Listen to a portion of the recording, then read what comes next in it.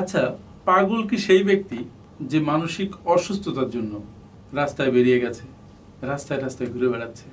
না তো, সে তো পাগল নয়।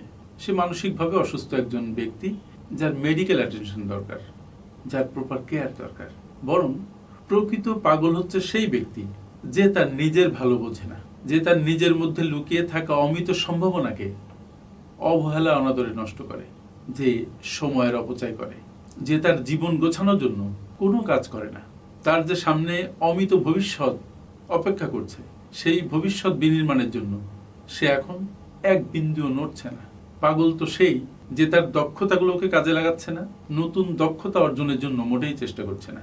সত্যি বলছি, সেই হচ্ছে প্রকৃত পাগল, যে শুধু সময়ের স্রোতে গা ভাসিয়ে দিয়েছে, নিজের ভাগ্য বিনির্মাণে কোনো কাজ করছে না, নিজের আর্থিক স্বাধীনতা অর্জনের জন্য এক বিন্দুও কাজ করছে না, এই সমাজের জন্য, পরিবারের জন্য কিছুই করছে না।